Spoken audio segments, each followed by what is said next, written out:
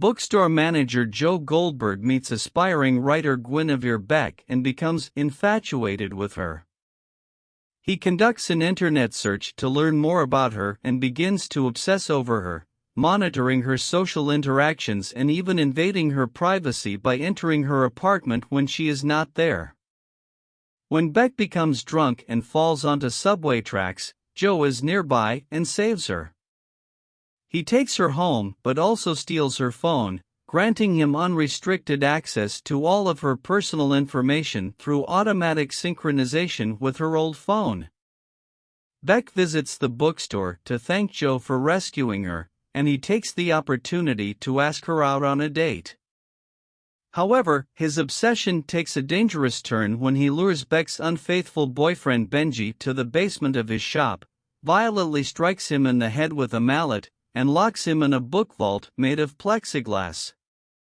Joe is faced with a difficult decision regarding the fate of Benji, who is addicted to drugs and coming from a wealthy background.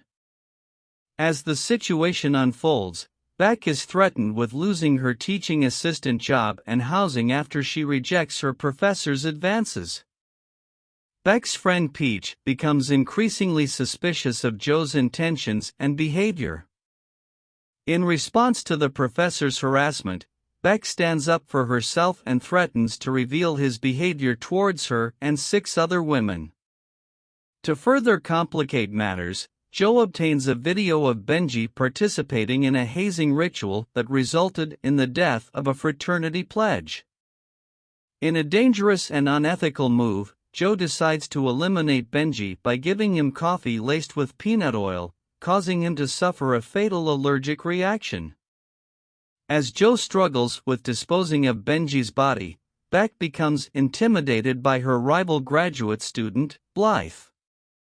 Despite this, Joe continues to try to convince Beck that he is the right person for her, especially after he discovers that she is still engaging in sexual relationships with other men as she tries to cope with Benji's absence. After overhearing Beck express her doubts about their relationship to her friends, calling him a maybe, Joe tries to earn her trust by listening as she opens up to him about her troubled relationship with her father, who was an addict. However, their intimate moment is interrupted when Peach, who is struggling with a chronic health condition, needs to be taken to the hospital. While trying to dispose of Benji's body in the woods, Joe is almost caught by hikers as he speaks with Beck on the phone. Eventually, Beck invites Joe over to her apartment and they engage in sexual activity, but Joe experiences premature ejaculation. After a disappointing sexual experience with Joe, Beck discreetly shares her thoughts with her friends via message, which Joe sees through her old phone. As he continues to monitor her texts, he becomes jealous when he sees that Beck has made plans for the weekend with an older man she refers to as the captain. In an attempt to keep tabs on her, Joe follows her to a Charles Dickens festival in Nyack, where he discovers that the man is actually her father, Edward, whom she had previously claimed was deceased. Meanwhile, Peach becomes aware of Joe's presence in Nyack, leading to a confrontation between Joe and Beck. During a lunch with Edward and his new family, Beck becomes emotional and lashes out at her stepmother, Nancy, who she perceives as critical and disapproving. Beck opens up to Joe about her relationship with her father, explaining how he left her family after a drug overdose and how, despite overcoming his addiction, she has kept him at a distance. After their conversation, Joe and Beck engage in sexual activity again, this time to Beck's satisfaction. Joe's paranoia continues to escalate as he tries to deal with the increasingly threatening Peach. Despite her false display of kindness, Peach's true motives are revealed when she undermines Beck by introducing her to a shady literary agent and spreading rumors about her. Unbeknownst to Beck, Peach is actually infatuated with her and will stop at nothing to get her attention. Determined to neutralize Peach, Joe follows her on her morning run in Central Park and brutally attacks her with a rock. Upon returning home, Joe is faced with yet another problem as he finds that Paco, Beck's neighbor, has drugged Ron in an attempt to protect his mother. Although Joe manages to save Ron, the situation quickly spirals out of control as the unstable Ron beats Joe. The tension only heightens when Joe discovers that Peach is still alive, further fueling his desire for control and dominance. Joe's plan to discredit Peach and win Beck's affection takes a turn for the worse as Peach becomes more unstable and dangerous. Despite being banned from seeing Beck, Joe continues to observe her from afar and learns of Peach's infatuation with her. This knowledge only fuels his jealousy and desperation to neutralize Peach. He follows her to the Salinger estate, but his pursuit is interrupted by a head injury that causes him to experience vivid hallucinations. The situation further deteriorates as Peach invites friends over and tries to initiate a threesome with Beck, which Beck rejects. The confrontation between Peach and Joe becomes violent as they struggle for control of a gun, and Peach ultimately loses her life. In an attempt to cover up his involvement, Joe writes a suicide note on Peach's computer, leading detectives to believe that she took her own life. Joe, disguised under the alias Paul, visits Beck's therapist, Dr. Nicky, with the intention of gaining insight into her current state of mind. He recounts his relationship with Ronaldo, who is actually Beck, and how it had started off strong after Peach's death, but gradually became strained. Joe's jealousy drove him to start following Beck, but she eventually caught him and accused him of cheating on her with her therapist. The altercation resulted in their breakup.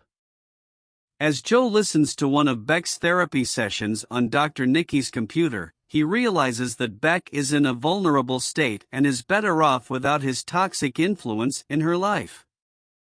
He decides to put her well-being first and gives her the closure she needs, even if it means letting her go completely. As Beck and Joe rekindle their relationship, Beck begins to delve into Joe's past and uncovers disturbing truths about him. She discovers that he has been using fake identities and stalking her for years. Despite being shaken by these revelations, Beck finds herself unable to completely let go of Joe. She is torn between her feelings for him and her fear of his dangerous and unpredictable behavior. Meanwhile, Joe is determined to keep Beck by his side and will stop at nothing to make sure she stays with him. He begins to manipulate her thoughts and actions, making her question her own memories and perceptions of reality. The lines between truth and deception become blurred, and Beck is left feeling trapped and unsure of what to do. As Beck tries to untangle the web of lies that Joe has spun around her, she begins to see the extent of his obsession and realizes that she needs to leave him for her own safety. But leaving Joe is easier said than done, and Beck finds herself facing numerous obstacles in her attempts to escape his grasp. Ultimately, Beck must find the courage to stand up to Joe and put an end to his dangerous and manipulative behavior. She must fight for her own well-being and reclaim her sense of self, even as she comes to terms with the fact that Joe will always be a part of her life in one way or another. Joe reflects on a traumatic event from his past when his ex-girlfriend, Candace, cheated on him with Elijah. After confronting Elijah, Joe impulsively pushes him from a bridge, leading to his death. Despite Beck's attempts to learn about the situation between Joe and Candace, Joe remains tight-lipped about the matter. As a result, Beck begins her own investigation but hits a dead end. When she finally confronts Joe about the matter, he opens up to her and reveals the truth about what happened with Candace. Joe then takes Beck to visit Mooney, his father figure and the original owner of the bookstore, to learn more about his past.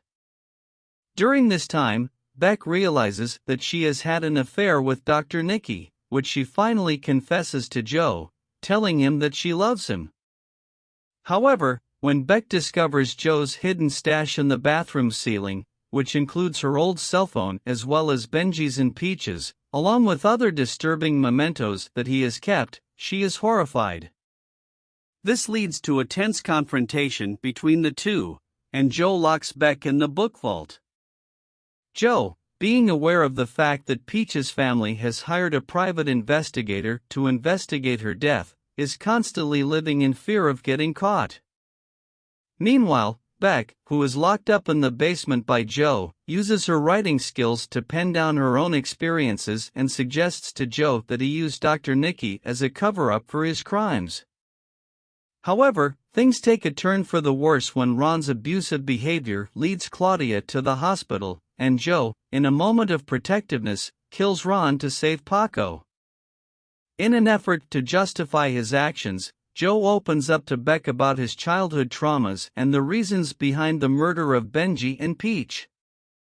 Beck, seemingly understanding his perspective, plays along and successfully convinces Joe to open the door of the vault, but it's all just a ploy as she locks him inside. Joe, however, manages to escape the vault and kill Beck, who had been trying to outsmart him all along. 4 months later, Joe uses Beck's writing to frame Dr. Nicky for all of his crimes and successfully covers his tracks. Claudia and Paco move to California, and Joe is shocked when Candace walks into the bookstore, reminding him of the unfinished business they had. In conclusion, Joe's past traumas and constant fear of getting caught lead him to commit multiple murders, but he eventually gets caught in his own web of lies and deceit.